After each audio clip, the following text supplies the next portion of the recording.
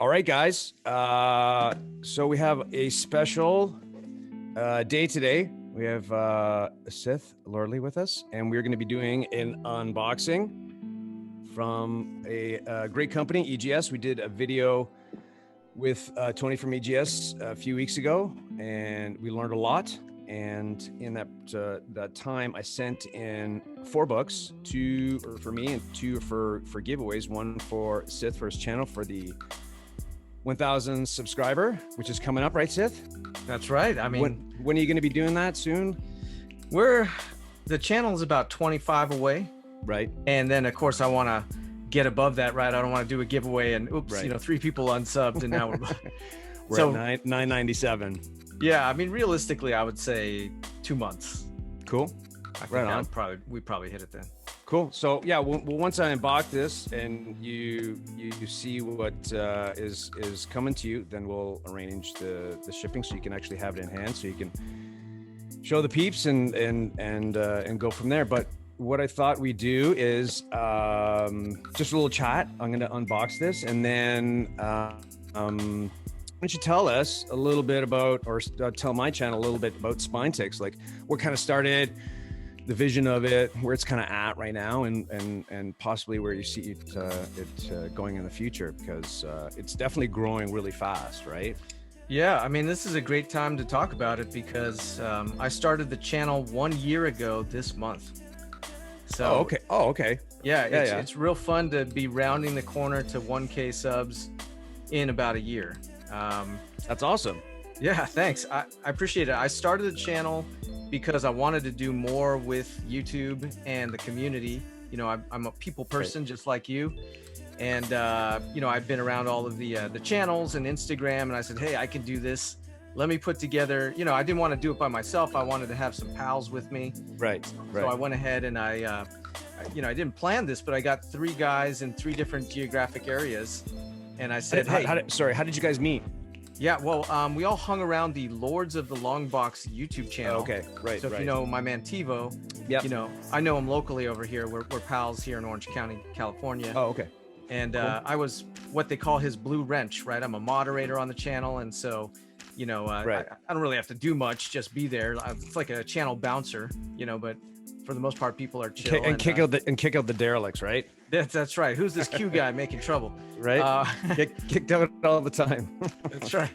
But yeah, like anything, you watch enough live shows, you see the same people, and you find you have some things in common. Right. And these 3 guys and I had something in common, so I approached them. I said, hey, I want to do a channel. I'd like it to be with some pals, make the Justice League or the Avengers of comics. Let's do it. And I named it SpineTix because I thought that was interesting and clever, right? It's a comic book defect, kind of like, I'm a defect at life, I guess. And when you are no, you're not. Every comic book auction or whatever they're showing the comic book, they say, oh, it's got 2 or 3 SpineTix. It's great publicity, right? It's like good marketing. There you go. So I figured, and actually for a while, once I launched the channel, that was happening quite a bit because, whenever it seems like if you're known in the community and you launch a channel, you're like the new shiny. You're the new girl at school that everyone wants to take to the prom. Sure. And so I was getting a lot of play with the SpineTix name during, a lot of channels and with shirts and everything that I had made. Well, speaking of which, I'm still I know, man. Rock mine, right? I need to refill some sizes, bro. But yeah, so it got started as like a 1-hour show on Saturdays, right? Where I would, I'm the MC of the show and the CEO and the producer, if you will. I run the channel. And, I started with a certain roster of guys and we would do segments like, hey, unboxings, mystery unboxings, all the things you do when you're first, gaining an audience. Because it's pretty, well, from experience, it's the easiest thing to do. Hey, it's unboxing, right. See what I got, right? Some content, right? Right. As you're kind of getting your sea legs. Right. And then over time, that kind of started to evolve because I would get friends outside of the channel onto the show. Right. And they would bring their own unique flavor, be it party animals or whatever. And I would say by like show 5 or 6, we started going like 3 hours instead of 1 hour, right? And then it would turn into like 7 hours. Those epic shows happen pretty quickly.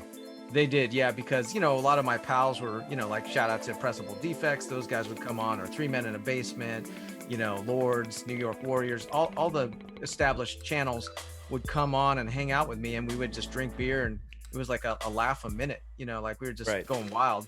And but like anything, right? Sometimes, you got to put some players on the disabled list or whatever happens in a sports team.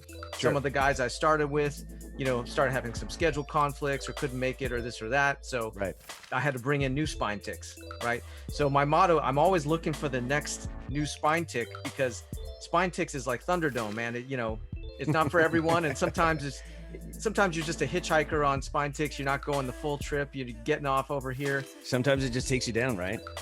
Sometimes. And so, I'm basically, I'm the constant, because, it's my channel and, my name and all that. But, I love having pals on there with me. So, some guys have been, like my buddy Al, who I was on a stream with yesterday, the sports cards guy. Right. He was one of the guys I first started the channel with. And he actually had to take a hiatus for like 3 months, but now he's come back. Okay. So that's nice. It's always trying to keep the door open with anybody who's been a member. I'm on good terms with them. I support, because sometimes they go and they start their own show, right? And I just kind of support them in that effort. You're just like spreading the little seeds around there. Everywhere, You go. Right? Exactly. Yeah, we've had some people get their debut on Spine Ticks. They hop on, they figure out how to be a YouTuber in the comfort of 10 people deep. Right. And then from there they get confidence, and then they start their own channel. Right.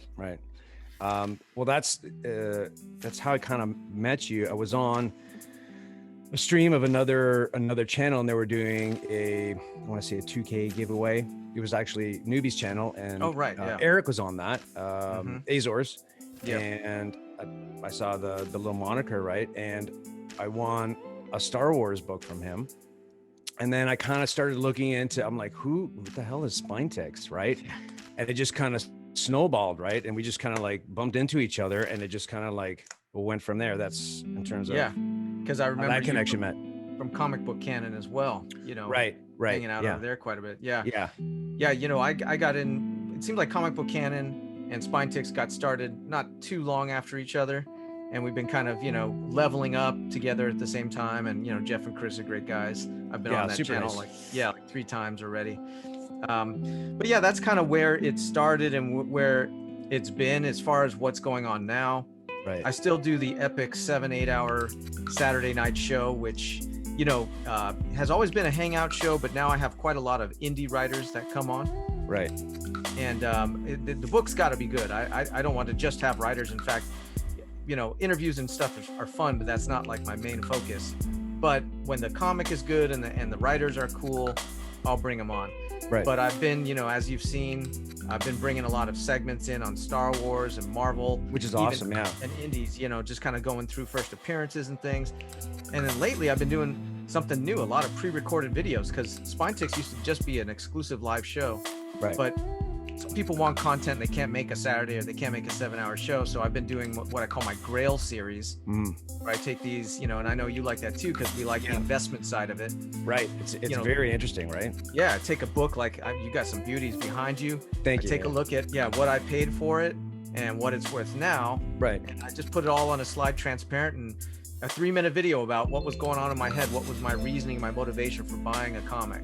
Yeah, it's you know what, like I sometimes I'll do the same thing. I'm pretty transparent with how much I paid for them, because just people kind of want to know. So, and I find it super interesting how people are after certain things. Like everybody's got their own sort of like either genre or they're into a certain like group in terms of like the comics. But I find it super interesting, and when you've presented those, and I call them, I guess you call them too, like little micro glimpses into it. It's super informative, right?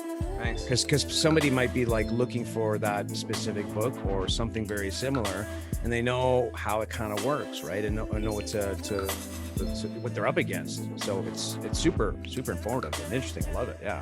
Yeah, I appreciate it, man. It's a lot of fun to do. It's kind of like, Instagram is a lot of fun, but it's like taking what would be an Instagram post and adding some commentary on it and adding some more. And I'm also doing sports cards because, as we're talking backstage, I love sports. Yeah. And it's not easy to serve 2 masters I'd say three masters because it's comics, cards, Right. and action figures. Right. But I used to have a whole separate sports cards channel, but I kind of got tired of running different channels. So I've now brought the sports cards onto SpineTix. Yeah, there's what you got, Tusken Raider figure. Yeah. from when I That's was a kid. awesome, man. Yeah. I still have my collection. Wow. That's the one you had as a kid? Oh yeah, it's Jeez, man. it's pretty cherry. I was a bit of a nerd. I kept everything. I think I played with 2 of them, but Yeah. I kept the rest of them. I'm like, I'm gonna keep those. And I don't know why I thought that back then. But You're yeah. smart. Meanwhile, I was like I was lighting them on fire, strapping them onto fireworks. Melting them together. Yeah, I strapping was- on fireworks. I did that. Yeah. Yeah, BB gun. I was doing it all. But yeah, the sports cards have been a lot of fun, and it's kind of like, I know that the comic book content, you know, for my channel, people want to see about like 70-80% comic books Right. and maybe a little sports cards. So I just try and, you know, ration that out a little bit. You know, maybe I'll do 4 comic book videos, 1 sports cards video. There's a lot of parallels between Yeah. the two, but then there's a lot of huge differences, like the lifespan of a sports card. Like I found it super interesting. Like if a player gets injured, if he gets traded, like it has a huge impact. Yeah, right. it's like the They can- ultimate spec investment. right. It's like, oh my god, I gotta either get rid or get. So I found that pretty interesting. I'm not into the sports card thing, but I find it super interesting. So What's nice, you know, if we go down that route for a little bit is, sure. you know, to your point, if a player's injured, some of his card values may drop. And I know that he's not out for his career, so that's a good buying opportunity for me, right? Right. Or people will buy and sell depending on the season. So like you want to sell baseball cards during the season when everyone's excited for it, right? Right. And if grading is going to take forever, you know, maybe you send that at the end of the season and let it grade during the off season and come back so you're ready to go as the excitement's building. Right. But I don't just collect baseball cards. I collect hockey cards, football cards, basketball cards. Yeah. So Star Wars cards, Marvel cards. Yeah, we share that interest, but I find that the sports card, like it's super confusing. Like I said to you, it's like there's just so many different like variations and editions. It's just I like to have the bandwidth in your head to remember all that stuff is pretty it's pretty amazing. So I appreciate that, man. So we know where SpineTix came from. We'll get to the books in just a second. They're awesome. Where is it going? Like where do you see it going? Like I know you're evolving with these the smaller videos, which is awesome, right? And I know that you're also evolving with some of the Star Wars content, which is great too. And I said to you in a conversation, I find it kind of daunting. It's just there's so many characters, there's so much interaction, right? I find it super informative when someone can kind of level the field and be like, this is this, and you know, make your own decisions for sure, but kind of lay it out because it's kind of confusing, and I appreciate that you do that. So I know you're continuing with those videos as well. So Yeah, no, I appreciate that. You know, Star Wars, you're right. It's like its own MCU.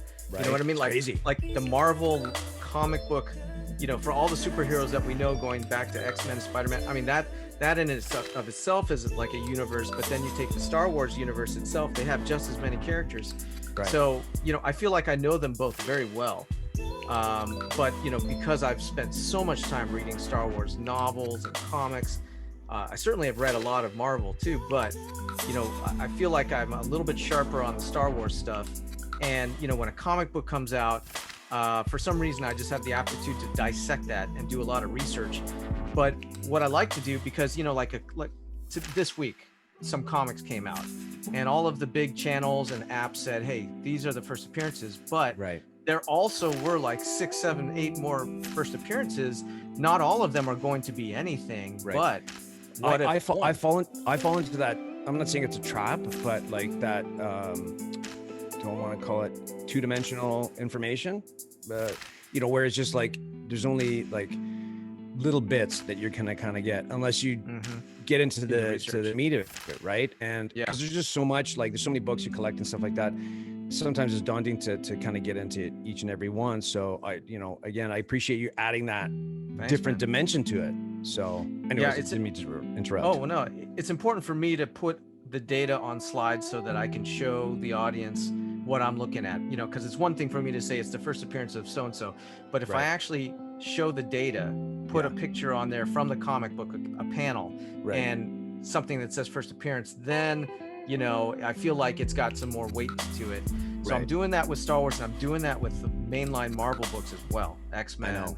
Yeah. I know. So it's like, and I'm doing indies. So what I'm not doing so much. A few weeks back, I also added DC to it, but you know, it was just so much Wow. to do. Yeah, that's a lot. And I feel like with DC, although I like DC, but mostly I like old DC.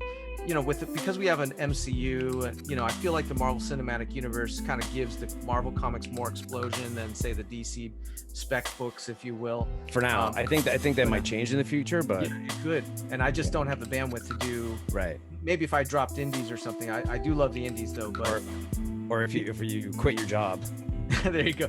You know, the Right. indies are nice though, because I that's more about like, okay, this is a great book, like Stray Dogs, right? Yeah. I'm not sitting there charting this is the first appearance of Stray Dog Fluffy, you know. Right. Right. So there's a lot less like research time on the indies. It's just Sure. kind of thumbs up or thumbs down. So that being said, in the future of so I know you've kind of like put a few different elements together for Spine Ticks, like like you said, you're like compressing, I guess, what you do, some information, whatever. So it's a little bit more cohesive. So the future of Spine Ticks, is that how it's gonna evolve? Yeah, I think there's always going to be a live show because we love, Right. you know, I call Okay. Spine Ticks the people show. Right. We're the show that anyone, as long as you're not crazy, anyone can come on the show at any time, right? We Wow. are, it's the house party, it's Right. the street block party. I'm in the streets, you know, I might be on YouTube, but the next thing you know, you could be on YouTube with me, and that's why it's the people show. So we Right. love that about it. I feel like right now I got a really great group of guys that are doing Spine Ticks with me, and we all just laugh for hours. So It's awesome. Thanks. Our formats usually we go through Star Wars, Marvel, indie books. We do FOC, and then after that, kind of the comic book content's done, then we do some other wild stuff. Like we're starting to watch horror film trailers and kind Sure, of yeah. laugh at them as we're doing it. Right. I'm even thinking about bringing a Hallmark movies parody in, where we also, Sure. you know, Yeah. because I mean, you know, there is a Hallmark universe of characters and nobody's talking about it, right? And True. I actually, dirty secret, I actually like Hallmark movies. You and mean I like the thought- Christmas movies, or? all season long, all year long. I like them all. Oh, I didn't know they did them all. I thought it was just Christmas. Yeah, like each Okay. month there's a big movie. Like there's one called You Had Me at Aloha, and it was like, They're kind of like the old Elvis movies, right? right. And it, you know, the guys I have on the show right now are fun and lighthearted, where they would just roll with that. Like we would just laugh. And, you know, more than anything, I think that the live chat, they like to see us have fun and not take ourselves too seriously, right? It's not, Right. you know, we're just hanging with the live chat. I make sure to highlight everybody's comment. If someone's got Right, something to right. say, Yeah. they're part of the show too. So, Right. Well, but- that's the thing I appreciate. It's very approachable. I'm thanks. not like other shows are like. There's a lot of great shows out there, but sometimes it's like I mentioned to you. Sometimes it's not really as approachable. It's more. It's just kind of talking heads, which is great. You get a ton of information, right? But there's that, and we talked about this with Tony. Actually, there's that disconnect, right? With Yeah. I'm not saying they're your customer, but they're your, you know, they're your people. Like, and you need to have that connection. Like as you get bigger and bigger, people want to be, you know, associated with it. So I think that's hugely important to have that connection, right? Well, I appreciate it. You know, to me, the live show is very important for that. I, again, make sure to highlight everybody's comments, shout out their names. Because they feel important, right? Yeah. Yeah, I'm the same on Instagram. Every time someone comments or like, I make sure to interact with them. I Right. make sure to follow back everybody who's following me back, as long as it's not some weird marketing or sales thing. You know, like, I mean, sometimes it takes a while, man, like hours just to scroll through, but I want to It make sure does. that it's got to be a two-way relationship. Anyone who's supported me, I want to support them back. Right. So the live show is always going to be there, but I can see some of this pre-recorded content kind of, I don't want to say becoming dominant, but becoming more prevalent. Okay. And great. Yeah. I feel like I've really started to find what I want to do with it, with the Grail series, right? Sure. Like, you know, the top end comic books in my collection, the top sports cards in my collection. I really want to talk about those Right. and showcase those, because I do like investments. And Yeah. Well, I mean, like, they are, right? yeah, Pretty much. everything I own is because I love it. You know, Yeah. I don't really buy too much that is solely for the flip, or I'm sitting on, I'm bag holding, right? I you know, that to me, comic books and sports cards is something it's a passion of mine. If I flip it and make some money for something that I don't want anymore, hey, that's a great thing as well. Right. But on the whole, I'm mostly accumulating. Right. Well, we share that that ideal about collecting. Like it's for the love of it, right? Yeah. And we're like, I'm not a flipper as well. Like I buy books, and the graded books that I do have, I want to keep. When they go up in price, it's fantastic. It's a bonus, right? Because again, that investment side. But I really don't buy books to flip. Like for me, that would just take too much time as well. Which is cool. Like, I mean, you know, there's something for everybody, but I'm just not into that. So that's something we're kind of sharing that idea. It's nice to know though, if you ever needed to, you could move it for right. But then you move into like a different book, right? Right. Yeah, or just whatever, you know. It's like I mean, I've been selling some, not retirement, but I've sold some stocks to buy grails that I wanted. You know what I mean? Because to me, I mean, like, you know, like the books behind you, right? They hold value. Or the X-Men 4 I bought, right? If I needed cash, not that I do, but if I did, I could just go ahead and liquidate that. And you know, so whether it's sitting in stock or it's sitting in a grail, the grail looks a lot better to me. Well, we know for a fact that the percentages that these books, you know, can gain is far exceeds like stocks, in my opinion, right? Yeah, so. And I mean, I still maintain a nice dividend-based stock portfolio, which pays me to hold it. But I was talking to a pal of mine who cares nothing about comics because he wanted to invest in something. I said, you know what? You should invest in comics because you don't care about them. You would have no attachment selling them, and you have access to my knowledge about what to buy.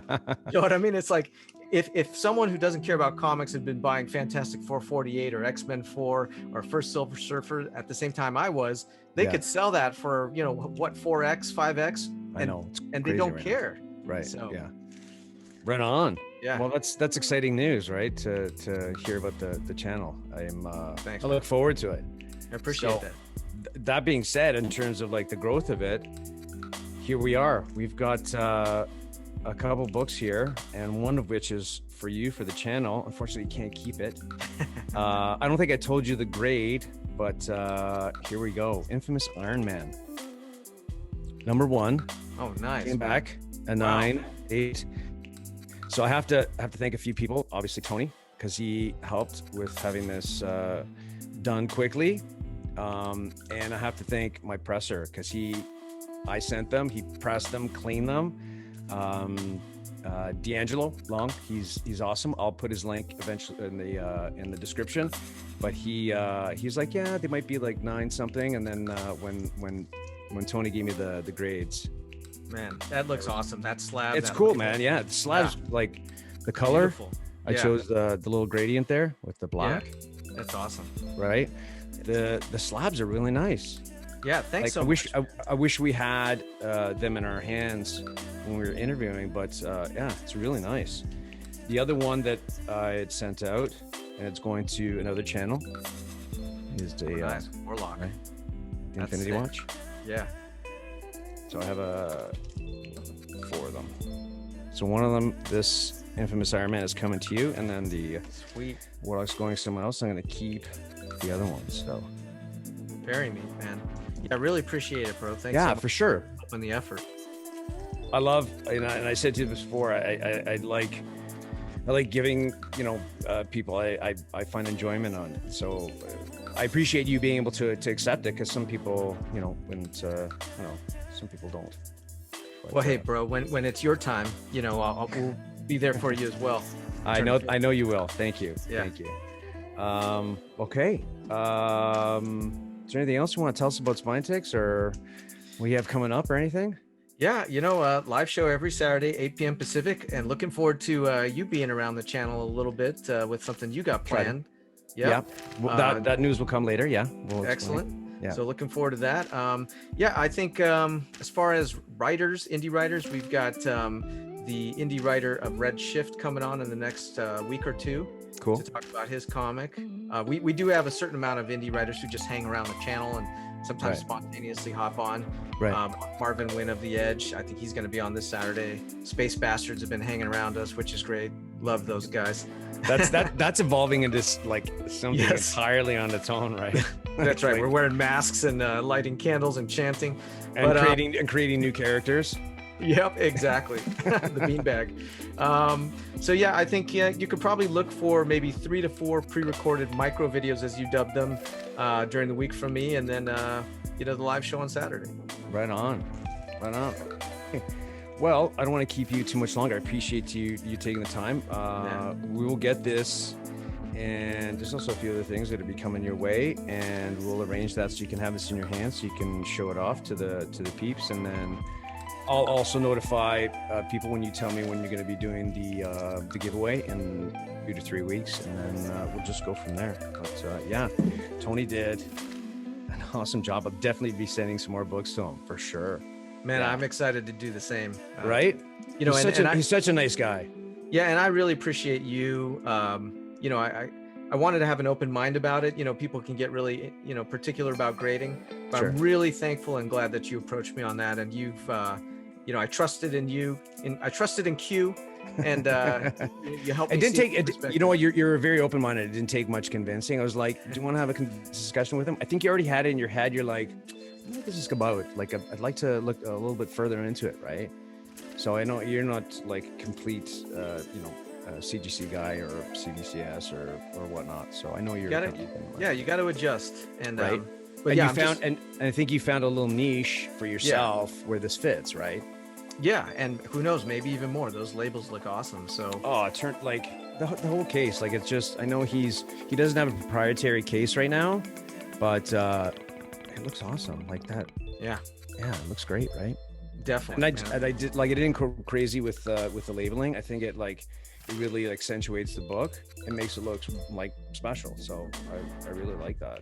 I think that would pair real nice, as we were talking about, with the HGA graded sports cards. Those two labels together, you know, Right. like a hashtag 2 for Tuesday or something on Instagram. But Ooh, But yeah, I appreciate you, Q, man. Thanks for Right on. partnering up with me a lot, and this was the start of a great YouTube friendship. Right on. Thank you. All right. Thanks, guys, for joining me and joining Sith. Hope you guys enjoyed it, and we will talk to you soon. Cheers.